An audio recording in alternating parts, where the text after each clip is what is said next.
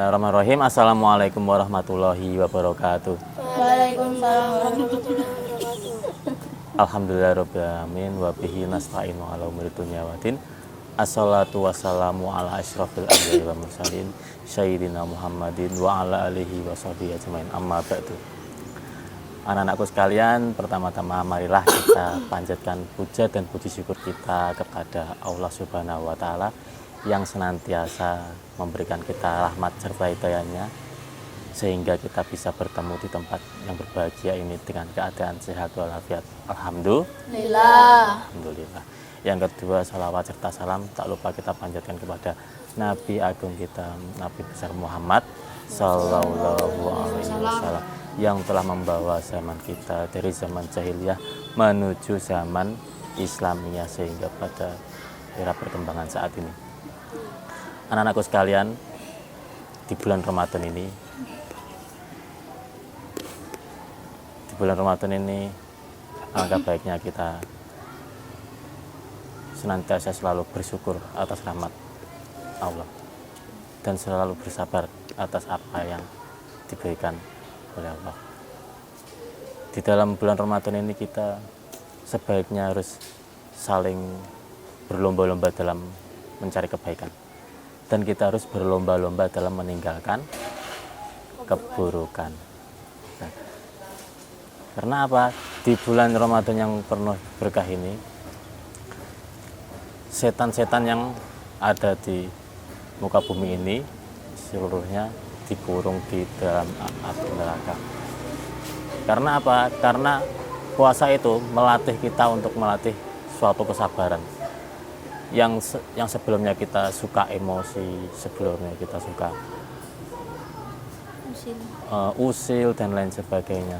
Gara-gara kita berpuasa kita bisa menjadi menahan.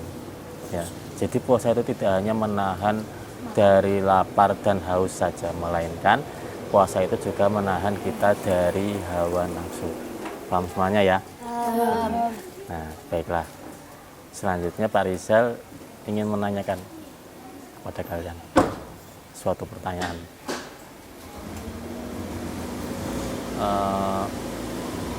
Siapa yang di sini puasanya sudah bolong? Tidak ada? Alhamdulillah. Nah, sekarang giliran kalian yang bertanya. Apakah mungkin ada pertanyaan dari kalian? Ya, Ruby, bertanya apa? Saya kemarin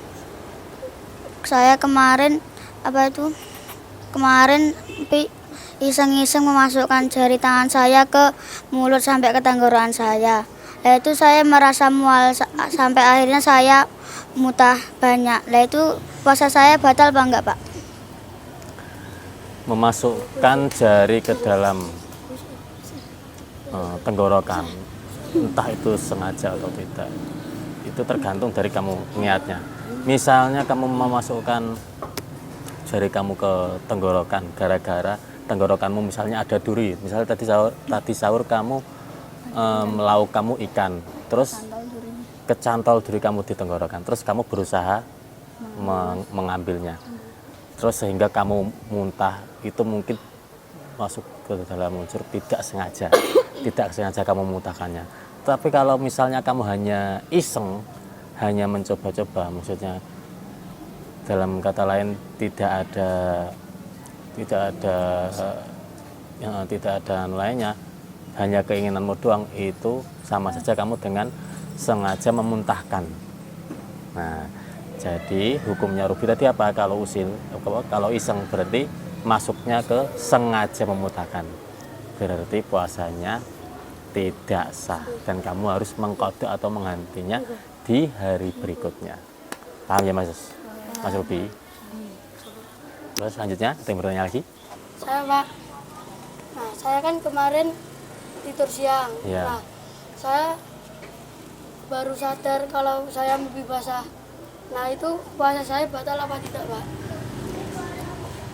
Begini, kamu kemarin siang berarti mimpi basah dari jam berapa? Jam 12. Jam 12. Ya. Oh, berarti kamu mimpi basah ketika dalam keadaan puasa ya? Ya.